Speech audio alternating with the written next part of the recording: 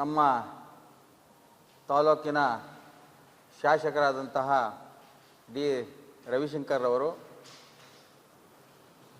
ಕಳೆದ ಎರಡು ದಿನದಲ್ಲಿ ಒಂದು ಪವಿತ್ರವಾದಂತಹ ವಿಧಾನಸೌಧದಲ್ಲಿ ಇಲ್ಲ ಸಲ್ಲದ ಸುಳ್ಳು ಆರೋಪಗಳನ್ನ ಹೊರಿಸಿದ್ದಾರೆ. ಏನಪ್ಪ ಅಂತ ಹೇಳಿದ್ರೆ,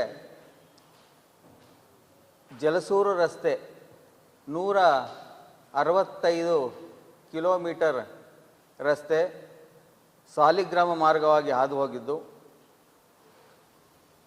ಇದುವರೆಗೆ 164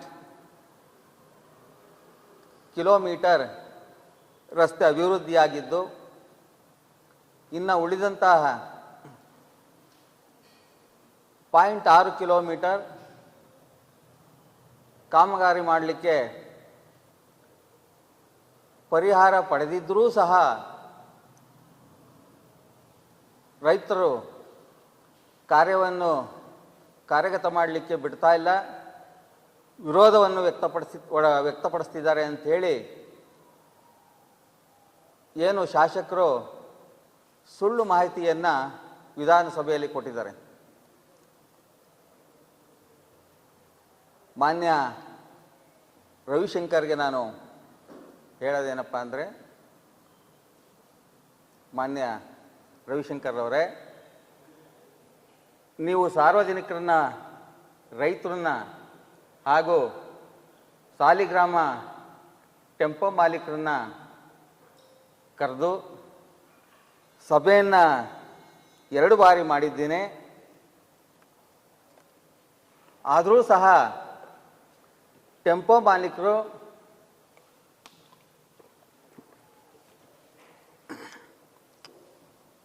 ರೈತರು ರಸ್ತೆ ಅಭಿವೃದ್ಧಿ ಮಾಡಲಿಕ್ಕೆ ವಿರೋಧವನ್ನು ವ್ಯಕ್ತಪಡಿಸ್ತಿದ್ದಾರೆ. ಆದ್ದರಿಂದ ರಸ್ತೆ ಅಭಿವೃದ್ಧಿ ಕಾರ್ಯ ಸ್ಥಗಿತವಾಗಿದೆ ಅಂತ ಹೇಳಿ ನೀವು ಹೇಳಿದ್ದೀರ. ಮಾನ್ಯ ರವಿಶಂಕರ್ ಅವರೇ, ನೀವು 2 ಬಾರಿ ಸಭೆಯನ್ನು ಕರೆದಿದ್ದೀನಿ ಅಂತ ಹೇಳ್ತಾ ಇದ್ದೀರಲ್ಲ, ಯಾರನ್ನ ಕರೆದಿದ್ದೀರ ಸಭೆಗೆ? ಸಾಲಿಗ್ರಾಮ ಕೆರೆ ಅಂಚಿನ ರೈತರು ರಸ್ತೆ ಮಾಡಲಿಕ್ಕೆ ವಿರೋಧವನ್ನು ಮಾಡ್ತಿದ್ದಾರೆ ಅಂತ ಹೇಳಿದಿರಲ್ಲ, ಸಾಲಿಗ್ರಾಮದ ಕೆರೆ ಅಂಚಿನಲ್ಲಿ ಇರುವಂಥ ರೈತ ನಾನೇ. ನನ್ನದೇ ಆದಂಥ 3 ಎಕರೆ ಸಂಪೂರ್ಣ ಕೆರೆ ಅಂಚಿನಲ್ಲಿ ಇರುವಂಥದ್ದು. ಸಾಲಿಗ್ರಾಮ ಕೆರೆಯ ರಸ್ತೆ ಎಲ್ ಶೇಪಲ್ಲಿದ್ದು 2 ಕಡೆಯಲ್ಲೂ ಸಹ ನಾನೇ ಮಾಲೀಕನಾಗಿದ್ದೀನಿ. ಅದರಲ್ಲಿ ಒಂದು ಕಡೆ ಪೆಟ್ರೋಲ್ ಬಂಕ್ ಇದೆ. ಆ ಪೆಟ್ರೋಲ್ ಬಂಕ್ಗೆ ಹಿಂದಿನ ಮಾಜಿ ಸಚಿವರಾದಂಥ ಸಾರಾ ಮಹೇಶ್ ಅವರು ಇದ್ದಂಥ ಕಾಲದಲ್ಲಿ, ಅಧಿಕಾರದಲ್ಲಿದ್ದಂಥ ಕಾಲದಲ್ಲಿ ನಮಗೆ ಪರಿಹಾರವನ್ನು ಕೊಡಿಸಿದ್ದಾರೆ. ಪರಿಹಾರವನ್ನು ನಾವು ತೊಗೊಂಡಿದ್ದೀವಿ. ಕಾಮಗಾರಿ ಮಾಡಲಿಕ್ಕೆ ನಾವು ಸಂಪೂರ್ಣ ಅವಕಾಶವನ್ನು ಕೊಟ್ಟಿದ್ದೀವಿ. ಅವರು ಕಾಮಗಾರಿಯನ್ನು ಒಂದು ಸೈಡಲ್ಲಿ ಮಾಡಿದ್ದಾರೆ. ಅದೇ ಪಕ್ಕದಲ್ಲಿರುವಂತಹ, ನನ್ನ ಪಕ್ಕದಲ್ಲೇ ಇರುವಂತಹ ಒಂದು ನಾಯಕ ಸಮಾಜದವರಿಗೆ ಇನ್ನೂ ಪರಿಹಾರ ದೊರಕಿಲ್ಲ. ಅವರು ವಿರೋಧವನ್ನು ವ್ಯಕ್ತಪಡಿಸಿದ್ದಾರೆ. ಅದರ ಪಕ್ಕ ಸರ್ವೆ ನಂಬರ್ 6ನವರು ಅವರು ಪರಿಹಾರವನ್ನು ತಗೊಂಡಿದ್ದಾರೆ, ಕಾರ್ಯವನ್ನು ಮಾಡಲಿಕ್ಕೆ ವಿರೋಧವನ್ನು ವ್ಯಕ್ತಪಡಿಸಿದ್ದಾರೆ. ಆದರೆ ಅವರು ಯಾರು? ನಿಮ್ಮ ಪಕ್ಷದವರೇ, ಕಾಂಗ್ರೆಸ್ನಲ್ಲಿ ಅಧ್ಯಕ್ಷರಾಗಿದ್ದವರೇ, ಮಾಜಿ ಅಧ್ಯಕ್ಷರಾಗಿದ್ದವರು, ಮತ್ತೆ ನಿಮ್ಮ ಪಕ್ಷದಲ್ಲೇ ಇರುವಂಥವರು. ಅವ್ರಿಗೆ ಅದೇ ಸ್ಥಳದಲ್ಲಿ ಹಾಸ್ಟೆಲ್ ಮಾಡಲಿಕ್ಕೆ ಸಮಾಜ ಕಲ್ಯಾಣ ಇಲಾಖೆಯಿಂದ 1 ಲಕ್ಷ ರೂಪಾಯಿ ಬಾಡಿಗೆಯನ್ನು ನೀವೇ ಕೊಡ್ತಾ ಇದ್ದೀರಿ, ನೀವೇ ಕೊಡಿಸ್ತಾ ಇದ್ದೀರಿ. ಅವ್ರಿಗೆ ನೀವು ಹೇಳಿ ರಸ್ತೆ ಮಾಡಲಿಕ್ಕೆ ನೀವೊಂದು ಮಾತು ಹೇಳೋಕ್ಕಾಗಲ್ವಾ?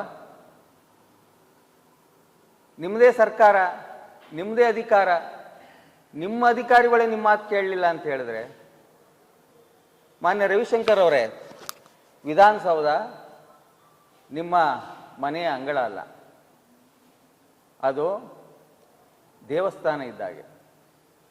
ನೀವು ಅಲ್ಲಿ ಹೋಗಿ ಮಕ್ಕಳ ಆಟ, ಮಕ್ಕಳು ಏನೋ ತಿಳುವಳಿಕೆ ಇಲ್ಲದೆ ಇರೋ ಮಕ್ಕಳು ಮಾತಾಡ್ತಾವಲ್ಲ ಹಾಗೆ ವಿಧಾನಸೌಧದಲ್ಲಿ ಹೋಗಿ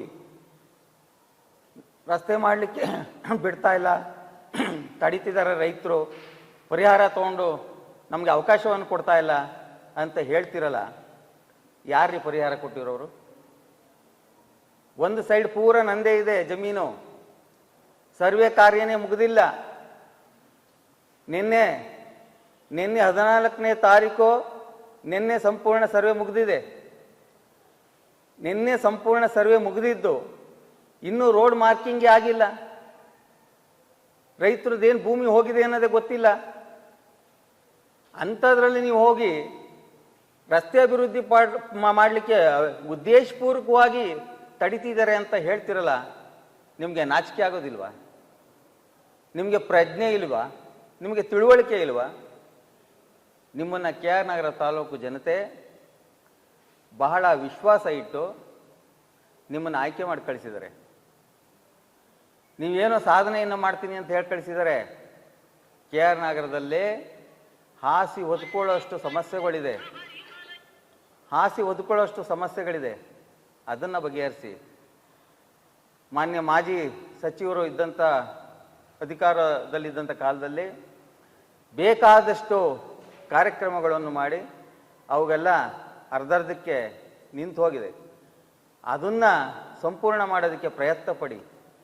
ಅದನ್ನು ಬಿಟ್ಟು ಒಬ್ಬ ರೈತರಿಗೂ 1 ರೂಪಾಯಿ ಪರಿಹಾರನ ಕೊಡ್ಸೋಕ್ಕೆ ನಿಮಗೆ ಯೋಗ್ಯತೆ ಇಲ್ಲದೆ ಇದ್ರು ಸಹ, ಇವತ್ತು ಟೆಂಪೋ ಸಂಘದ ಅಧ್ಯಕ್ಷರಿದ್ದಾರೆ, ಅವರು ಸ್ಥಳಾಂತರ ಮಾಡಲಿಕ್ಕೆ ಅವ್ರಿಗೆ ಯಾವುದೇ ರೀತಿ ಪರಿಹಾರ ಕೊಟ್ಟಿಲ್ಲ.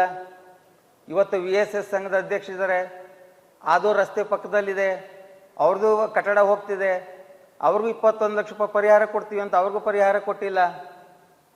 ಇನ್ನು ನಂದು 3 ಎಕರೆ ಇದೆ, ನಂದು ನಿನ್ನೆ ತಾನೇ ಫೈನಲ್ ಆಗಿದೆ, ಇನ್ನೂ ರಸ್ತೆ ಎಷ್ಟು ಹೋಗುತ್ತೆ ಅಂತ ಗೊತ್ತಿಲ್ಲ. ಮಾನ್ಯ ಶಾಸಕರೇ, ನೀವು ಯಾರೋ ನಿಮ್ಮ ಬಕೆಟ್ ಪೊಲೀಸ್ ವಲಯಾಧಿಕಾರಿ DYSP ಯಾರೋ ನಿಮ್ಮ ಬಕೆಟ್, ನಿಮ್ಮ ಚೇಲ ಇರಬೇಕು. ಆ ನಿಮ್ಮ ಚೇಲ ಆ DYSPನ ಕಳಿಸಿದಿರಿ. ಆ DYSP ನಮಗೂ ಸಹ ಮಾಹಿತಿನ ಕೊಡದೆ ಪೊಲೀಸ್ ರಿಸರ್ವನ್ನು ತಗೊಂಡು ಏಕಾಏಕಿ ಬಂದು ನಾವಿಲ್ಲದಂಥ ಸಮಯದಲ್ಲಿ, ಸರ್ವೆನೂ ಸಂಪೂರ್ಣ ಆಗದೇ ಇರೋವಂಥ ಸಂದರ್ಭದಲ್ಲಿ ಏಕಾಏಕಿ ನಾನು ಬೆಳೆದಿರೋಂಥ 50 ವರ್ಷದಿಂದ ಸಾಕಿರುವಂಥ ತೆಂಗಿನ ಮರಗಳನ್ನ ಲೂಟಿ ಮಾಡ್ತಿದ್ದಾರೆ. 50 ವರ್ಷದಿಂದ ಸಾಕಿರುವಂಥ ತೆಂಗಿನ ಮರನ ಲೂಟಿ ಮಾಡಿಸಿದ್ದಾರೆ. ನಾಚಿಕೆ ಆಗೋದಿಲ್ಲ ನಿಮಗೆ? ಒಬ್ಬ ರೈತನ ಕಷ್ಟ ಏನ್ರಿ ನಿಮಗೆ ಗೊತ್ತು? ಸಾರಿ,